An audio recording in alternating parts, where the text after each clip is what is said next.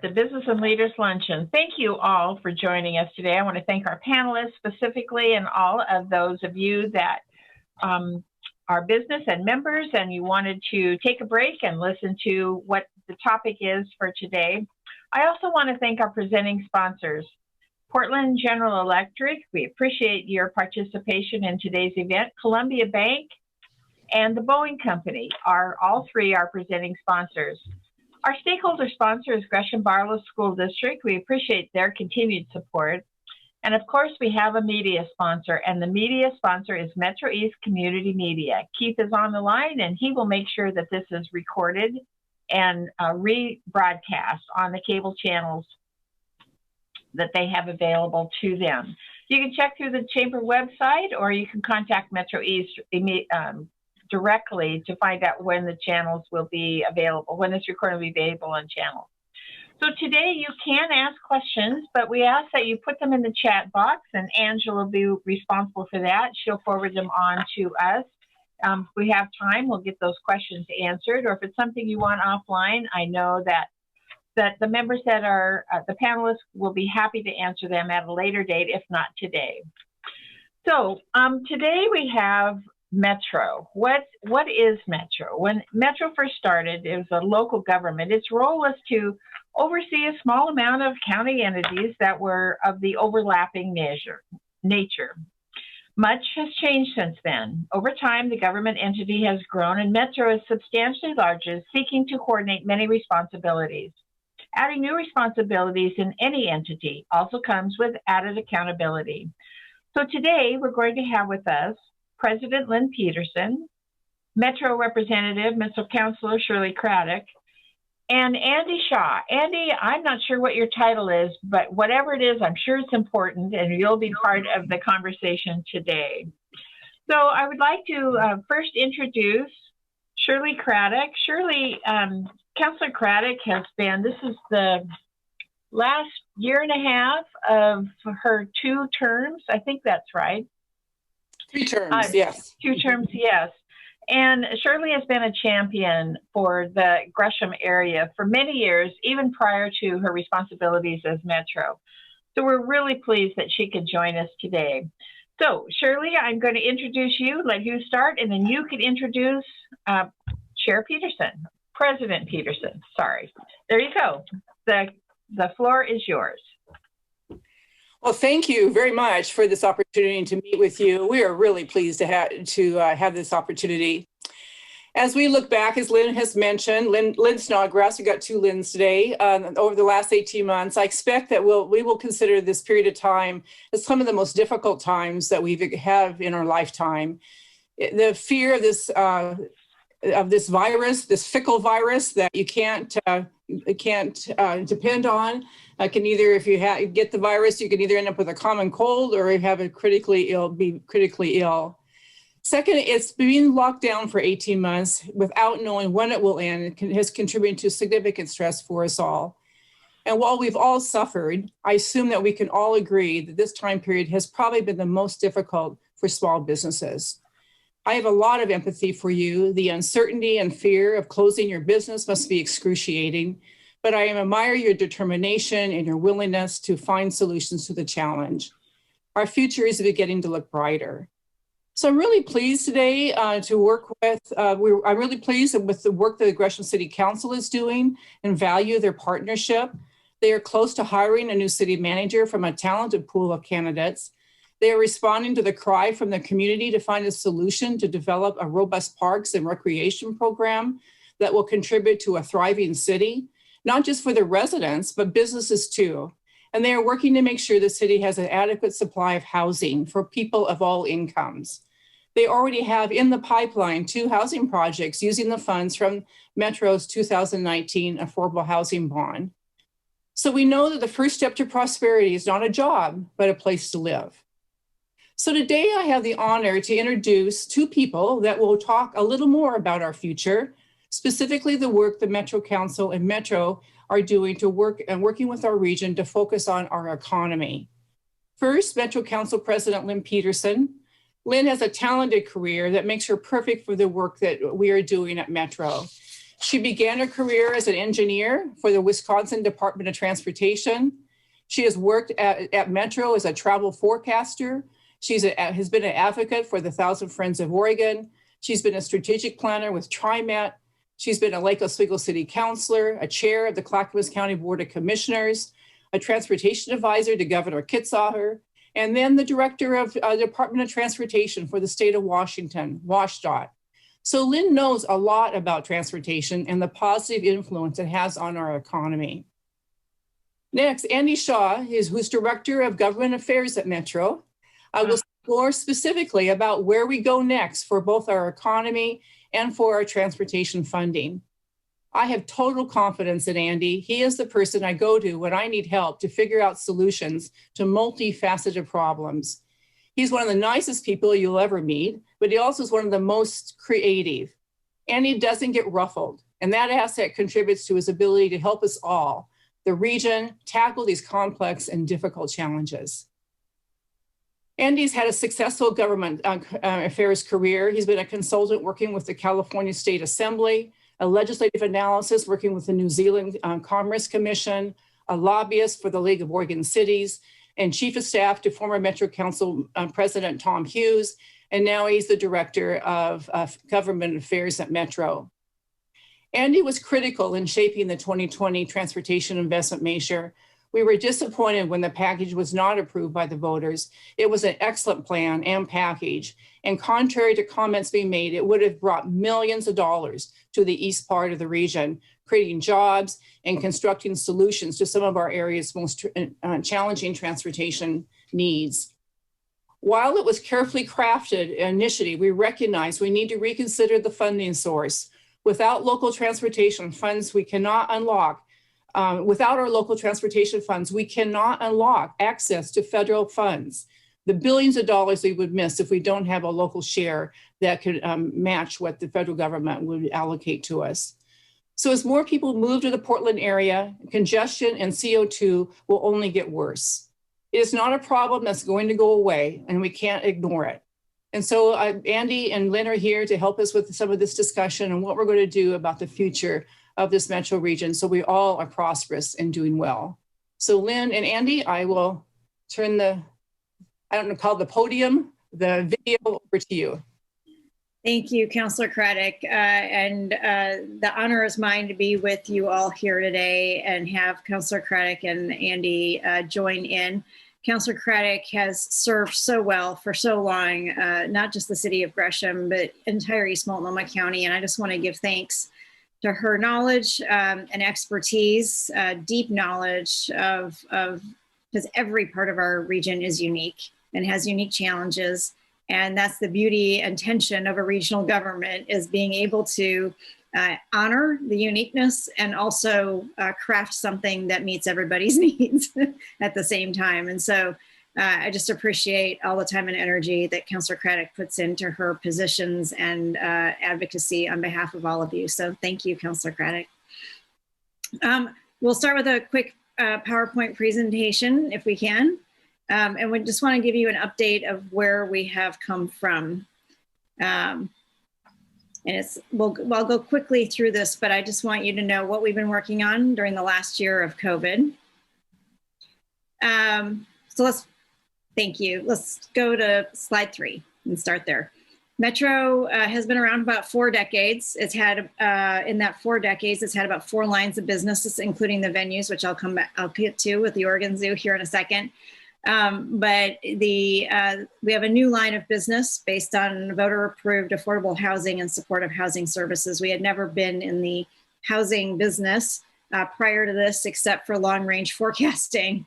And so we'll talk a little bit about where we are with that and where we're going. But I just wanted to go through our basic 4 lines and the first one and give you a brief update. Oregon Zoo, you know, it was originally closed when we closed all of the venues in March of last year. Oregon Zoo was the first one that we were able to reopen for its intent and purpose. And I think a lot of families were relieved to have not only our regional parks system stay open, but also the Oregon Zoo open, so that they had a place to let the youngins get rid of some of that energy and learn and all on the same trip. We're very pleased about how the 6-acre elephant lands habitat is working for the elephants. But more importantly, you all know now that Nora is back. We've welcomed her back to the zoo. She was just a bear cub the last time we saw her. And she is in her new Polar Passage lands habitat, which is exciting. And just the videos of her, she's so happy there. And then just a reminder that we are a leader in the condor conservation effort in an undisclosed location in Clackamas County is a place where we do the breeding and work to make sure that we help pull them back from the edge of extinction, which I think we're successfully on that trajectory, which is exciting. Next slide. The Portland 5 Center for the Arts, we actually manage on behalf of the city of Portland. So you'll recognize the big ones as the Schnitzer and Keller. Other 3 are there as well. And we obviously had to close down all 5 of those in March as well.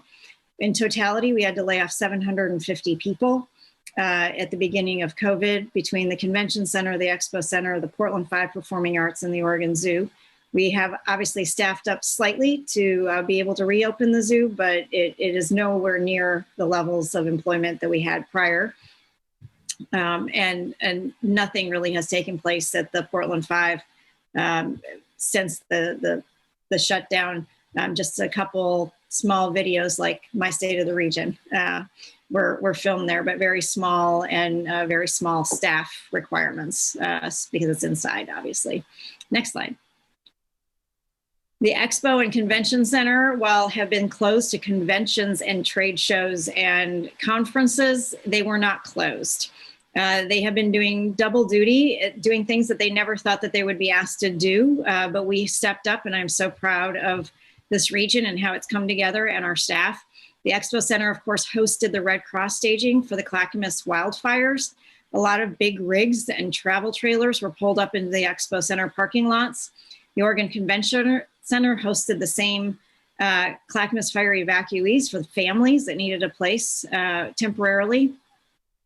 We were also a homeless shelter for in different circumstances, whether for severe weather or for just being able to spread out in terms of Multnomah County existing homeless shelters where they didn't have enough space to do safe distancing. So we're very proud of all of that. And we're very proud that we were hosting the COVID-19 testing very, very early on. And now a mass vaccination site with the 4 hospital systems. You should be very proud of our staff and the hospital staff. We are seeing 8,000 people a day through the Oregon Convention Center, and it is considered now the most efficient mass vaccination site in the country. So kudos to everybody involved with that, because the sooner we get everybody vaccinated, sooner we can think about reopening this region in phases more quickly. So it's very exciting. Next slide. Garbage and recycling is another one of our lines of business. After the cities and counties contract with haulers to pick up your garbage, we manage and regulate public and private transfer stations within the region, along with the Arlington landfill. And our recycling stream. We are very involved in trying to recycle as much as we possibly can. We work with the private folks to be able to be as efficient as we possibly can with that recycling. So your public service announcement for the day is just an ask that you go to the Metro website and learn what exactly is recyclable and what is not. You can't go by those 3 chasing arrows. They're only recyclable if there's a private demand for the reuse of that product. And so it's actually a very limited number of things right now, with China not accepting our recyclables and the ability to actually recycle items. So please check the Metro website, because otherwise you're doing wishful recycling. And these folks that are pictured on this line have to pick it out and take it out. And that's very intensive, which makes recycling that much more expensive. So there's your public service announcement for the day. Thank you for recycling, but please know what you're recycling. All right, next slide. We also have another line of business that we've been doing since the very beginning, which is managing the land use and transportation planning for the region, the very long range. We have our 50-year plan on land use and transportation, and the feds require a 20-year plan. The The next revision and update of the Metro 2040 plan, it was actually due to start during COVID. We put that off. We said nobody wants to talk about a 50-year plan right now. At least we didn't. We were more interested in dealing with COVID-19 and economic recovery. So we put all of our time and energy into working with Greater Portland, Inc. on the economic recovery plan. It's a 5-year plan that we are advocating now in finding funding for. So if you haven't seen that, we can get that to you and make sure that your understanding of it is the same as ours in terms of what the small businesses, medium business, and corporations in our region need as we recover from this pandemic. Next slide. Another part of our economic development work that we're doing is very much related to our construction careers pathway program. Having been somebody who worked in construction, I can say that I'm very happy to have come into an organization that is working region-wide to establish minimums of volunteer work on behalf of all the public agencies to ensure that women and BIPOC community members have a career path through to getting their journeyman status and getting into the construction industry, as well as growing the number of people in the construction industry, because we are short in the construction industry, skilled workers. The only way to get them to that spot is basically twofold. I'll break it down into two main things. One is that there are enough apprenticeship hours offered to get them through to that journeyman status. The second is ensuring that they have a safe, welcoming environment to work in so that we don't get them through the apprenticeship hours and then lose them because of backlash and just not a very welcoming environment. And so we need folks to realize what does this require in terms of making sure that it is a safe, welcoming experience. And so we've been working with a lot of employers on that. Next slide. Our new line of business, affordable housing, and we'll talk about the supportive housing service measure as well. The voters were very thankful that the voters passed the $652.8 million for affordable housing in November of 2018. It was a big step forward to ask Metro to do this. We're essentially doing a startup within Metro because we've never been part of the affordable housing stream of work. But we have oversight over that now. And our folks working with the 7 jurisdictions, including the city of Gresham, as Councilor Craddick mentioned, who are housing authorities, have put out, we've put out 34% of the money, but we've achieved 54% of the goal that we said we would meet in the first 5 to 7 years. So we thought we would meet 3,900 units. So 54% of that goal has already been met. And we are on track to exceed our goal. So instead of serving 12,000 people, we expect to be serving closer to 20,000 people. And in these times, that is good news. And the reason for that is low interest rates on bank loans, as well as the Biden administration tax credits for affordable housing.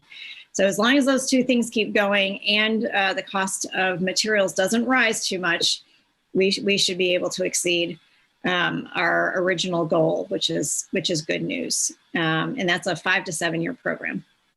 Next slide.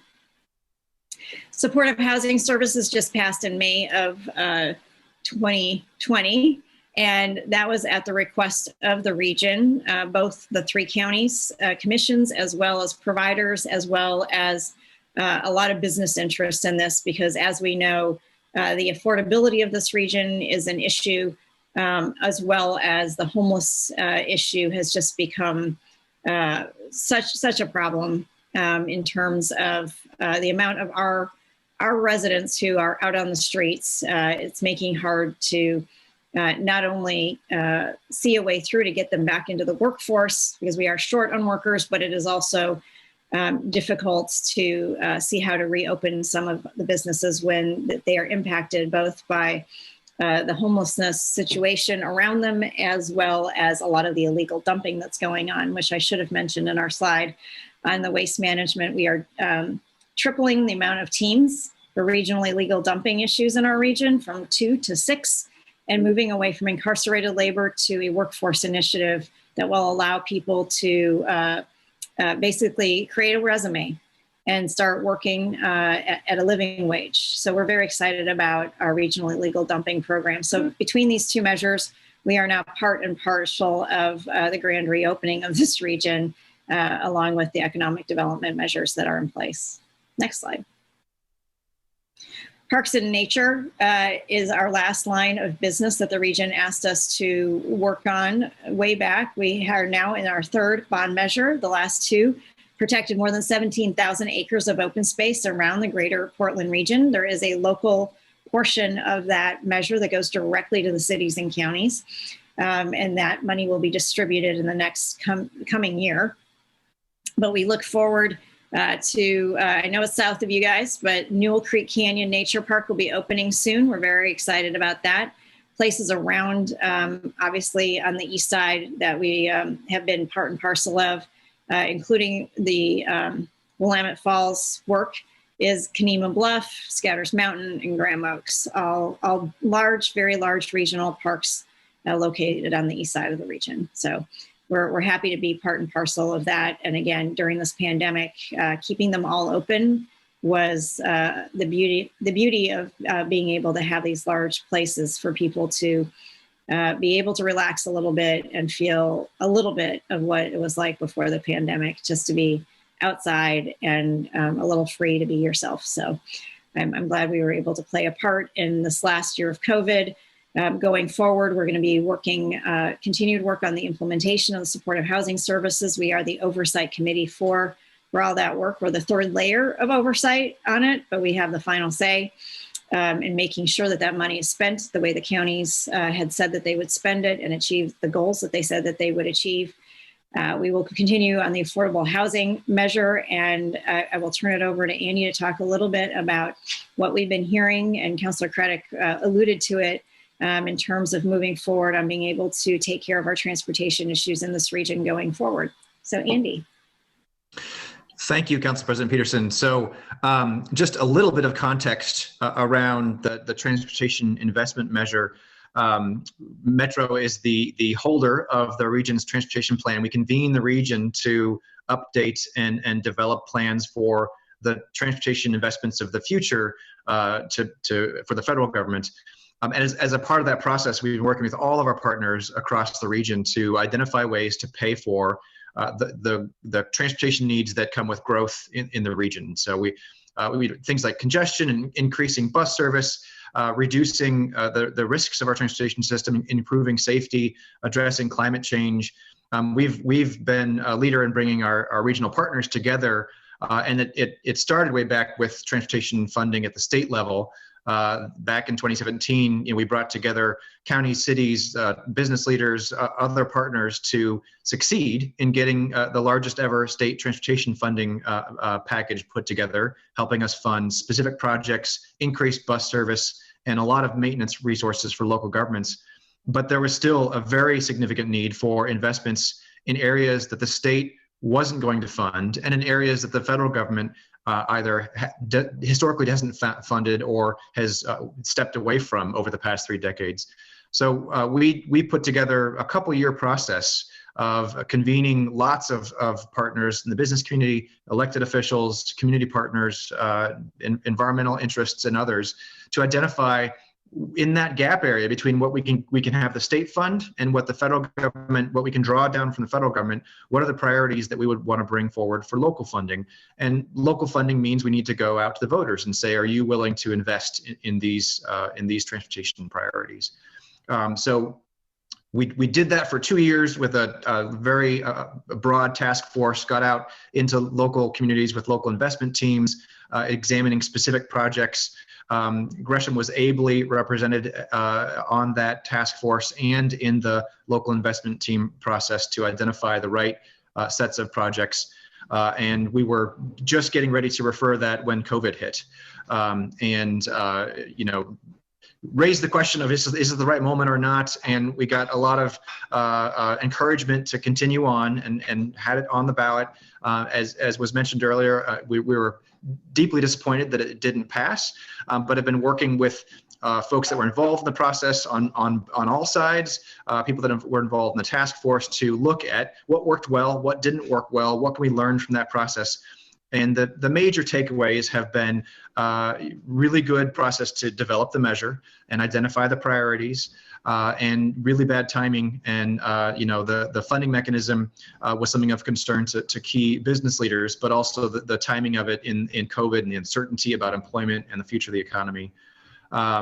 So looking at how do we move forward, we are planning to pull together another broad array of folks to look more carefully at the funding mechanisms and what is the best way to fund the transportation investments that we know we need. We're only going to be able to get so much resource from the state over time. We will continue as a region to really advocate for our interests and seek out opportunities to fund investments. But we need the state to take care of the interstate system and the major freight and commuter routes that they're responsible for. They're not capable of raising enough resources to also address all the other transit and local needs and through routes that we have to address. So a lot of the priorities that were identified by cities like Gresham and Portland and others, we're not going to get those resources from the state. And then we want to be able to draw down federal funds. The opportunity coming for in the near future with the potential for a significant infrastructure package and the potential of a reauthorization of the federal transportation funding system means that we want to be ready with projects that we have matched for in order to draw down those federal resources and be competitive for those. So all that will get put together into an examination of what are the best ways and that we can support funding these priorities. I guess the second major thing we heard is the priorities and the projects that were developed were great. There was really not a lot of criticism of the list of projects, the list of programs in what we heard in the debriefs afterwards. So the question is, how do we come together and gain agreement around the ways to raise local revenues, invest in these projects, draw down significant federal funds into the region to address congestion, to address safety, to help people get around the region more efficiently and more effectively as we continue to grow, because we will continue to grow as we come out of this pandemic and reestablish the great economy that we had prior to the pandemic.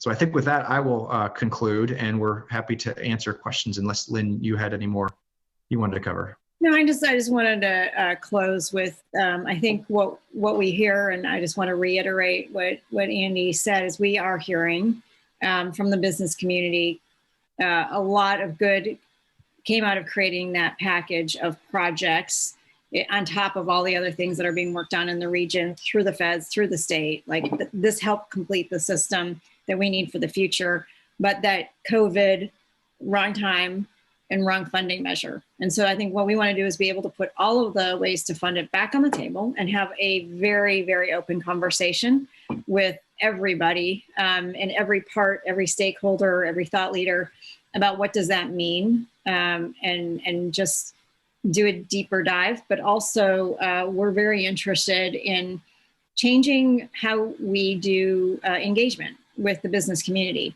because for 4 decades, we have really sat working with the industries who have direct ties to Metro. So that could be the home builders and the realtors over an urban growth boundary expansion. It could be the waste industry around the regulations and our rates that we charge. Those industries know how to work with Metro really well. But as of the supportive housing service measure, it was the first time that we actually taxed business. It was the first time that there was an expanded universe of folks who are now much more interested in what we do, how we do it, who are we. And I think it's time to grow our business engagement strategy to get two-way information going about what would help, what are the challenges that are faced in different parts of our region, from small businesses in our region all the way through to our corporations. So I think we're very, very interested in having that conversation as well. And Andy is helping us set up some roundtable discussions to get that off and going so we can get two-way communication going. So thank you. I think I'm going to jump back in here. I want to compliment all three of you. It's very encouraging, especially President Peterson, what you just said, to broaden the engagement of business, because every one of our industries is different. They all come to the table with a different perspective, with a different profit margin, with a different expectation of what it means, and to have a wider range. And what I found interesting is oftentimes when public entities come up with, these are the stakeholders, well, they have one person that says business and industry as one of the stakeholders. And there's 20 different city leaders, and there's 10 of this and 10 of that, but one person is supposed to represent all the businesses. And with me, it would be 500 businesses and 32,000 employees. Well, that's a heavy load. And to link business and industry on one line. So I'm very encouraged that all three of you recognize the fact that while transportation is a critical issue, the end product before wasn't quite the package that a wider range of business and industry could support and move forward. And I'm so thrilled that you're at the point that you want to move forward in engagement on a board. Now, people aren't going to like what they hear from each other, but the fact that you're all at the table, what's the saying? If you're not at the table, you're on the menu. That concept, I love it, but it's also very true. So I'm going to ask a couple of questions. Andy, I appreciate your expertise and how you handled the question. And this might not pertain to you because you're more transportation, but just coincidentally, yesterday I had a conversation with a business owner that's looking to buy a piece of property. And the reason that he wants to buy a piece of property is because a prostitution ring is in the same building that he's in. And it's very hard, as you know, for a landlord to remove certain businesses, and legal or illegal. And so that's why he wants to move out. And he found a piece of property that fits him perfectly. And it's on 282nd and Orient Drive. Councilor Craddick, you may know where that is. It's on the way to Burns Feed Store. It's right at that corner. It fits it perfectly, but evidently Metro owns the property, and it's been rumored to be purchased several times. But that property has some sort of restriction that the people that purchase that property have to give a certain percentage back to the community. I haven't read it, so I'm not sure exactly what the language is, but it's been sitting empty for 5 years. It's not giving anything back to anybody, but if Metro, in their policies, has a way to relook at some of the requirements so that a piece of property that you own could actually be useful to a community, as opposed to an empty corner where graffiti happens, where there's no people there, there's no business. I haven't read it, so I don't know what the criteria is, but he's got a couple of million to pop down for a piece of property, and that was one of them that he would like to consider. So is there a relook as you move into housing, as you move into some of these other entities? What is the backbone that you have to relook at decisions that were made that aren't necessarily profitable or productive anymore? Where are we going with that? Let me answer that on two accounts, and then Councilor Craddick can certainly jump in. But I think we have to do some research on how that parcel was actually purchased, whether it was used with green space bond measure money for a future park. I don't know. Was it used with affordable housing money in the last couple of years to purchase it, and therefore it's for affordable housing, right? So I think we're going to have to get back to you and get a little bit more information, and certainly willing to share that information with you.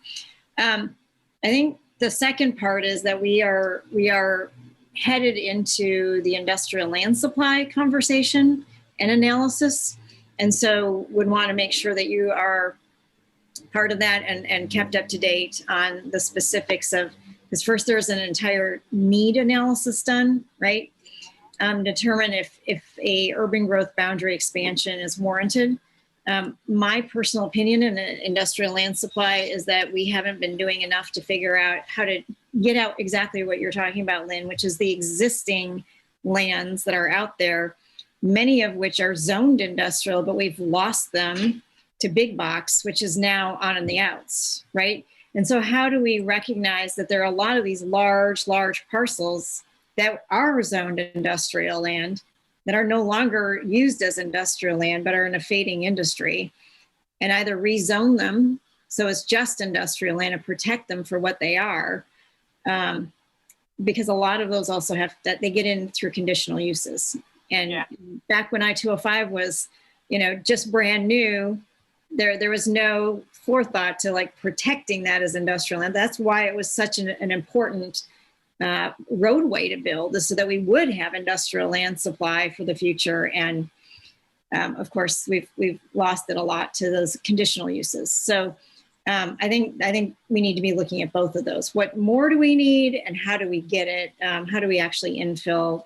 Because new property is at the edge is so expensive to provide infrastructure, roads, sewer, water. It's just so expensive to develop. But something at 82nd and I-205, Milwaukee Expressway, which is what I always go as former chair of Clackamas County, of all the land that we lost that should have been industrial and should have had high wage jobs on it. Mm-hmm. So those are my two answers. Councilor Craddick, do you have anything else to add? I'm not familiar with this specific property, but I know the general area. And I believe it's in the headwaters of Johnson Creek, so I assume it's our Parks and Nature staff that's been purchased. But if it's on, depending on what corner it's on, that is the Springwater urban growth boundary that was brought in 2002. And so that whole area all the way down to Stone Road, and then west from there, 282nd west from there is all future industrial land. And Johnson Creek flows right through there. So I know they're trying to protect the corridor. So I would have to look on a map to see and ask staff's advice. But definitely the gentleman's interest is in an area that is planned for future industry. And we're waiting in Gresham, when Gresham's ready, that's in the next area where they can be focusing their effort in being able to have land available for industry and business. I'm very familiar with conditional use. I mean, we owned a family business that got to stay there because of the conditional use for a long time. So I totally get the language, and depending on what is purchased. The headwaters, you're probably right. It's right across the street from a gas station. It's right next to a recycled cars repair place. So in my head, as I drive by, it looks like it should be a commercial or that kind of growth. Next door, across the street on the other corner, is a little fruit stand that's on and off again. So you're right. All of that is true. I was more concerned about the relook. What's the process to relook, to say, okay, this isn't working. It was a great idea 4 years ago, 5 years ago, even with the purchase, it's not working. What can we do to make it a useful piece? Because there are empty buildings on the property. It's not bare land. And the empty buildings look like a blight. And then that's what happens when buildings are there for a long, any place are there for a long period of time, and there's nobody using them, there's no parking, there's no customers. It's depressing, and it looks depressed. So, it has a combination. That I can't wait to call this person back and say, give them a check for $2 million. They'll change the rules. I'm teasing. Obviously, this is recording. I'm teasing. That's not what's going to happen. But there's always more to the story than what's printed on the paper. Andy, is there anything in your world, in the transportation world that you're in, that we in Gresham could specifically do? Is there any help that I could, short of being on a committee, which I'm not asking to do, but is there a need specifically in the Gresham area to rally support for a particular movement or a particular byway. Again, zoning is critically important to me. When you put light rail in, the zoning changed every place, which had an impact on a lot of businesses, including mine, including our garden center. But is there something specific that it's an aha, well, Gresham could be helpful in, and then fill in the blank? I would say the most meaningful impact is really working together locally to identify the needs and bring that voice as unified a fashion as possible to the regional table, to the legislature, to other places. So working with the city leaders in all 4 cities in the area, working with local advocates who are working actively on community development and improving safety, and to the extent you can, really trying to develop the short list of things that everyone agrees on. It makes it much more effective to show up at that regional table. We've each part of the region has tables where folks get together to create that kind of consensus, and that's what I would point to. There are a number of projects. There are a number of priorities and projects that were discussed as potentials, but getting wrapped around it together, and then to the extent that projects can begin planning processes and become more ready from a technical point of view, it really makes it more effective to pitch that you're ready to put shovels in the ground and put people to work and address problems in the near term. And you've got great staff at the cities to work with.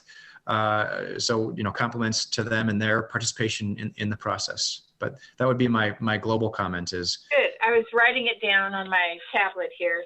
I would also, just to add in, just on the financing, again, being part of the conversations at a roundtable, just generally with Metro, but also, we are limited as Metro in what we can actually do under taxation authority. So there's a very limited number of things. In fact, there are 4.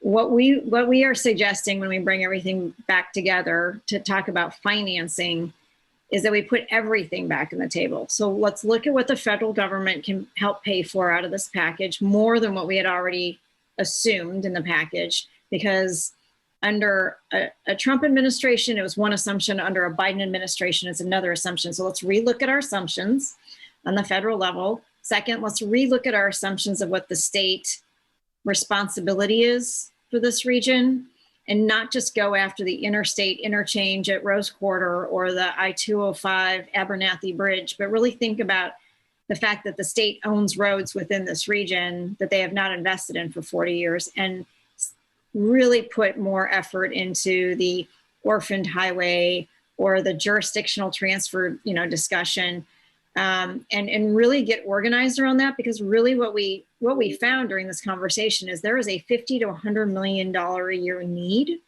from the state to this region in order to just keep up with the hole that we've dug ourselves in, both safety and mobility wise, right?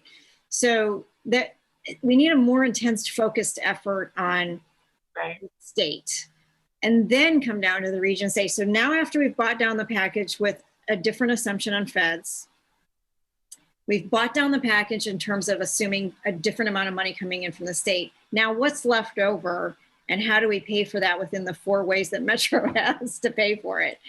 Because we were assuming no new money, very little new money, let's put it that way, very little help under Trump administration, because they really weren't talking about a transportation package with increased financing. It was a lot of public-private participation based on locals finding their own money. So it wasn't, we didn't know where that money was going to come from, so we didn't assume. And then the state just passed HB 2017. They made a big lift. And so we had made a smaller assumption of what the state could do. And because of that, it was a very large package. And we need a lot in this region. We need 20 billion, but we had assumed a big package of 5 billion as a first step. How do you size the package right with the right financing tools? And how do we get the commitments from the other players in the transportation arena? That's where we need your help, is like seeing seeing the entirety of how we finance this thing, and it gets complex, but really it's just like, okay, what do we, what we need is pretty simple. And I think we can make the message pretty simple, whether we're lobbying our congressional folks or whether we're lobbying our legislators. I think together we can get there. I would just add that assumption. Go ahead. Oh, just one of the things we did prior to putting this whole transportation funding package together was trips around mostly the west half of the United States, but other places too. Seattle, LA, Denver, Salt Lake City, they had all passed transportation funding packages. And so we looked at the models they used. I mean, one takeaway is they all used a sales tax, and that was the base of their funding. So that really hasn't been an option for us here, which puts us at a disadvantage. But they've all, they brought their business community, their community organizations and regional governments together, cities, counties, et cetera, and got consensus around the package. And the sales tax for them ended up being an easier way to go.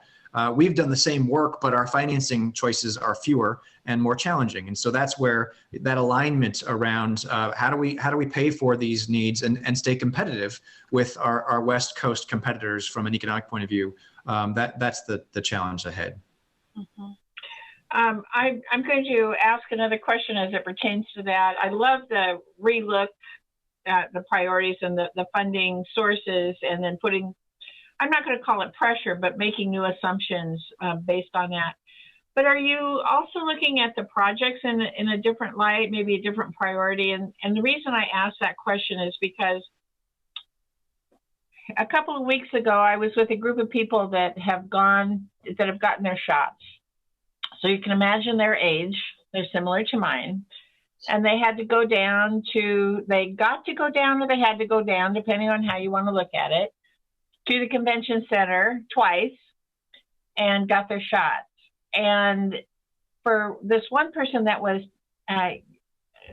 speaking his mind, said that it took him a half a day, it took him a full day of away from work, half a day one day and half a day another day, to go down because he had to take his car. And somebody else says, well, you could have taken light rail. And he says, that germ box? No, thank you. So I'm wondering if in the COVID environment, if some of the thought about public transportation, either a bus or a light rail, if some of that is changing, if the priority to get larger numbers of people to get from point A to point B, if that concept is changing a little bit because of the germ, the aspect of a pandemic, if that has changed, it's certainly changed businesses and how we do things. We probably will never go back to some of the old ways because the new ways are newer and better and safer. I think that's I think you've hit the nail on the head, Lynn, of what we've been asked to consider as we come back is to make sure that our assumptions about how people travel and their needs are the same going forward as they were. I can tell you that we're already congested, right? And not everybody is back to work in the office. And so what I had predicted, just because of the work that has been going on for the last 20 years in transportation around researching stay-at-home models of 2 to 3 days a week for those who can, is that we know that people don't significantly reduce their actual travel, even if they're staying at home, because we are still social animals. We still want to go have coffee with our colleagues or our friends at 10 o'clock or noon for lunch. So what happens is the peak period comes down just a tad because some people aren't going in the peak period, but only like 50% of the trips in the peak period are actually commute to work, right? So it only comes down a little bit, and then the all day comes up. Okay. So what we're going to start to see, and this is being confirmed around the world coming out of the pandemic, is that we're going to have higher levels of congestion for two reasons all day, right? One, people's travel patterns are starting to be all day, not just during the peaks. Mm-hmm. The second is that during the short term, there has been a worry about being on transit. And so people are changing their modes. The question is, how do they come back, right? And as we come back into this new economy, I think that's the question is, let's just reassert the totality of what we know. We can't be totally predictive about everything, but let's make sure that we understand not only the automation of our transportation, not only the fuels that we're going to be using, not only when people are going to be working and what models are coming out of that, but yeah, just like do a bit of research, do some panel conversations, right, region wide with people here, experts from around the world. What are we seeing? What are the trends that we're seeing? And so that is actually a space that Metro is very good at doing, is coordinating that kind of conversation and getting the information and gleaning what we can from everybody. I don't think there'll be major changes, but there might be things that we need to consider, because the safety of our streets is still a problem no matter what. The congestion on our streets is still a problem no matter what. And we have let these corridors within our region go. So the maintenance is going to be a huge issue no matter what, right? So in the totality, I don't think we're going to see grand changes, but you're asking the right question of what do we need to tweak in the package to be able to make sure that we're ready for the next 20, 30, 50 years of these investments. Mm-hmm. And again, the pandemic has given us new opportunities, given us new speed bumps, and also a couple of brick walls. And the germ box is a term I'd never heard light rail be called before. And so but I just pass that on. I don't think you should put that on a billboard on a bus. This germ box is safe. Don't do that. So I am going to, Commissioner Craddick, you haven't said anything for a little while. Do you have any closing comments? Because it's 12:24. It's about time to wrap this up. Just to say thank you. I really appreciate this opportunity to allow us to be here today and talk about our future. And so thank you very much for this opportunity. You bet. So I want to, again, thank our panelists. President Peterson, I appreciate you reaching out and wanting to be here. Councilor Craddick, thank you. And Andy, I still don't know what your title is, but you're all about transportation. And so I'm very grateful to have you join us again. And I also want to thank our sponsors, Portland General Electric, Columbia Bank, the Boeing Company, Gresham Barlow School District, and MetroEast Community Media. Again, this was recorded, and so we'll send out, if you guys would like to come on and use it as a recording and at Metro, you're welcome to do that. Next month, we have Bobby Stewart. I just love this woman. I've only met her once, and she's my new best friend. I feel a real connection to her. She's with Mercy Corps Northwest. She's going to be with us. She's in charge of the Women's Business Center with Mercy Corps. The topic is tap into the power of women in business. And we all know that is a loaded statement, a lot of power with women in business. So again, thank you, panelists. Thank you, audience, for you joining us. And we will see each other again very soon. Thank you. Bye now.